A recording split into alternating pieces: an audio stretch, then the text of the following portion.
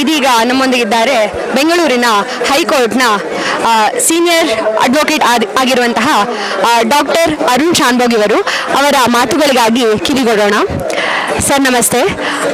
ಯಕ್ಷ ಧ್ರುವ ಪಟ್ಲ ಫೌಂಡೇಶನ್ ಇದೀಗ 10 ವರ್ಷಗಳನ್ನು ಪೂರ್ಣಗೊಳಿಸಿದೆ. ಈ ಸಂಸ್ಥೆಯ ಬಗ್ಗೆ ಹಾಗೆ ಭಾಗವತರ ಬಗ್ಗೆ ಒಂದೆರಡು ತಮ್ಮ ಅನಿಸಿಕೆಗಳನ್ನು ಹಂಚಿಕೊಳ್ಳಬೇಕಾಗಿ ಕೇಳ್ಕೊಳ್ತೇನೆ. ಖಂಡಿತ. ಭಾಗವತರ ಬಗ್ಗೆ ಎಷ್ಟು ಹೇಳಿದ್ರು ಕಡಿಮೆನೆ. ಯಾಕೆಂದ್ರೆ ಯಕ್ಷಗಾನಕ್ಕೊಂದು ಅಂತಾರಾಷ್ಟ್ರೀಯ ಖ್ಯಾತಿ, ಅಂತಾರಾಷ್ಟ್ರೀಯ ಮಾನ್ಯತೆಯನ್ನು ತಂದುಕೊಟ್ಟಂಥವರು ಮಾನ್ಯ ಸತೀಶ್ ಶೆಟ್ಟರು. ಒಬ್ಬ ಕಲಾವಿದನಾಗಿ, ಭಾಗವತರಾಗಿ ಅವರು ಅತ್ಯಂತ ಹೆಸರು ಮಾಡಿದ ಒಂದು ಕಲಾವಿದನಾದರೂ ಕೂಡ ಡೌನ್ ಟು ಅರ್ತ್ ಅಂತ, ತುಂಬ ಸರಳ ಸಜ್ಜನಿಕೆಯ ಒಬ್ಬ ಸಹೃದಯಿ, ತುಂಬ ಪ್ರೀತಿ ವಿಶ್ವಾಸದಿಂದ ಜನರನ್ನು ಕಾಣತಕ್ಕಂಥ ಜನರನ್ನು ಅಂತಂದರೆ ಅದರಲ್ಲಿ ಕಲಾವಿದರನ್ನು ಕೂಡ ಸೇರ್ಕೊಂಡು ನಾನು ಹೇಳ್ತಿರೋದು. ಒಬ್ಬ ಕಲಾವಿದರನ್ನಾಗಿ ಹೇಗಿರಬೇಕು ಅಂತ ತೋರಿಸ್ಕೊಡುವಂಥ ಒಂದು ವ್ಯಕ್ತಿತ್ವ ಅಂತಂದರೆ ಅಂಥ ಮೇರು ವ್ಯಕ್ತಿತ್ವ ಸತೀಶ್ ಶೆಟ್ಟರದು. ಅವರ ಪ್ರೀತಿಯ ಮಾತಿಗೆ, ಅವರ ಕರೆಗೆ ನಾವು ಹೋಗೊಟ್ಟು ಈ ಕಾರ್ಯಕ್ರಮದಲ್ಲಿ ಭಾಗವಹಿಸ್ತಾ ಇದ್ದೇನೆ. ನಾನು ಕೂಡ ಕಳೆದ 10 ವರ್ಷದಿಂದ ನಾನು ನೋಡ್ತಾ ಇದ್ದೇನೆ ಚಟುವಟಿಕೆಗಳನ್ನು. ಈ ಕಲಾವಿದರಿಗೋಸ್ಕರ ಅವರು ತುಂಬ ರೀತಿಯ ಸಹಾಯವನ್ನು, ಹಸ್ತವನ್ನು ಅವರ ಪಟ್ಲ ಫೌಂಡೇಶನ್ ಮುಖಾಂತರ ಮಾಡ್ತಿದ್ದಾರೆ. ಯಕ್ಷಗಾನ ಅಂದರೆ ಒಂದು ಕೇವಲ ರಾತ್ರಿಯಿಂದ ಬೆಳಗಾಗುವ ತನಕದ್ದೊಂದು ಕಾರ್ಯಕ್ರಮ ಅನ್ನೋ ಥರದಲ್ಲಿ ನಡೀತಾ ಇತ್ತು ಮೊದಲು. ಆದರೆ ಪಟ್ಲ ಸತೀಶ್ ಶೆಟ್ಟರ ಆಗಮನದ ನಂತರ ಅವರ ಒಂದು ಈ ಕಾರ್ಯವೈಖರಿ, ಈ ಪಟ್ಲ ಫೌಂಡೇಶನ್ ಏನು ಬಂತು, ಅದರ ನಂತರ ಕಲಾವಿದರಿಗೆ ಒಂದು ಆಸರೆಯಾಗಿ, ಏಕೆಂದರೆ ಕಲಾವಿದರಿಗೆ ಅವರು ಎಷ್ಟೇ ಚಂದ, ಎಷ್ಟೇ ಇದು ಮಾಡಿದ್ರು ಕೂಡ ರೆಮ್ಯುನರೇಷನ್ ತುಂಬ ಹಿಂದೆ ಕಡಿಮೆ ಇತ್ತು.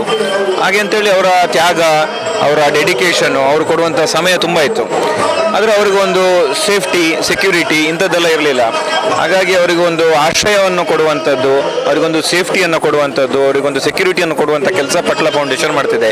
ಬರೀ ಯಕ್ಷಗಾನ ಅಂತಲ್ಲ, ಕಂಬಳದವರು ಇರಬಹುದು, ಅಥವಾ ನಮ್ಮ ದಕ್ಷಿಣ ಕನ್ನಡದ ನೃತ್ಯ, ಅಥವಾ ಸಾಂಪ್ರದಾಯಿಕ ಏನು ಕುಣಿತಗಳಿದೆ, ಅಥವಾ ಈ ಏನು ಭಜನಾ ಕಾರ್ಯಕ್ರಮ ಇರ್ಬೋದು, ಅಥವಾ ದೇವರ ಭೂತದ ದೈವ ನರ್ತಕರು ಇರ್ಬೋದು, ಅಂತ ಎಲ್ಲ ರೀತಿಯ ದಕ್ಷಿಣ ಕನ್ನಡದ ಕಲೆಯ ಏನೇನು ಬರ್ತದೆ ಅದಕ್ಕೆಲ್ಲದಕ್ಕೂ ಒಂದು ಆಸರೆಯಾಗಿ ಈ ಪಟ್ಲ ಫೌಂಡೇಶನ್ ಕೆಲಸ ಮಾಡ್ತಿದೆ. ಹಾಗಾಗಿ ಅವ್ರಿಗೆಲ್ಲ ರೀತಿಯಿಂದ ನಾವು ಹಿಂದಿನಿಂದ ನಿಂತು ಅವ್ರ ಜೊತೆಗೆ ಬೆನ್ನು ತಟ್ಟುವುದ್ರ ಜೊತೆಗೆ ಪ್ರೋತ್ಸಾಹ ಮತ್ತು ಯಾವುದೇ ರೀತಿಯಲ್ಲಿ ನಮ್ಮಿಂದ ಆಗುವಂಥ ಸಹಕಾರ ಯಾವಾಗ ಕೇಳಿದ್ರು ನಾವು ಇರ್ತೇವೆ ಅವ್ರ ಜೊತೆಗೆ. ಮತ್ತು ಸಾಕಷ್ಟು ವಿಷಯಗಳಿಗೆ ಅವರು ನಮ್ಮನ್ನು ಕೂಡ ಸಂಪರ್ಕ ಮಾಡ್ತಿರ್ತಾರೆ, ಮಾತಾಡ್ತಿರ್ತಾರೆ.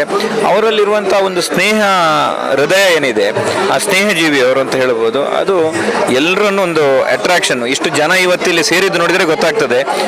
ಒಂದು ಕಡೆಯಲ್ಲಿ ಯಕ್ಷಗಾನ ನೋಡುವವರ ಸಂಖ್ಯೆ ಕಡಿಮೆ ಇದೆ, ಆದರೆ ಸಭೆಯಲ್ಲಿ ಕಾರ್ಯಕ್ರಮ ನೋಡುವವರ ಸಂಖ್ಯೆ ಜಾಸ್ತಿ ಇದೆ ಇವತ್ತು. ಹಾಗಾಗಿ ಅವರ ಬಗ್ಗೆ ಹೇಳಿದ್ರು ಕಡಿಮೆ. ಯಕ್ಷಗಾನದ ಬಗ್ಗೆ ಅಂತೂ ಎಷ್ಟು ಹೇಳ್ಬೋದು.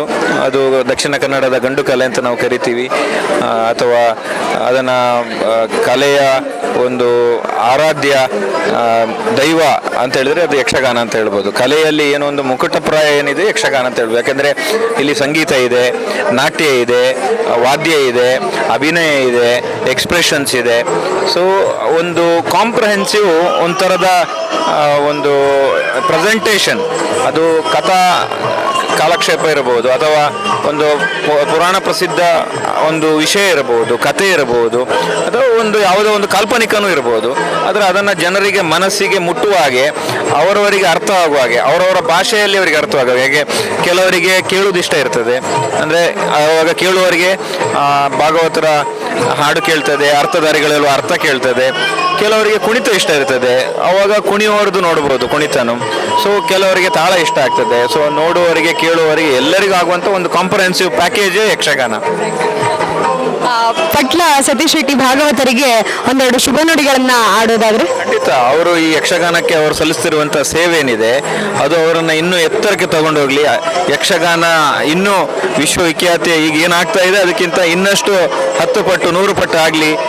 ಕಲಾವಿದರಿಗೆ ಸೂಕ್ತವಾದ ಸ್ಥಾನ, ಮಾನ, ಪ್ರೋತ್ಸಾಹ ಇನ್ನೂ ಸಿಗಲಿ.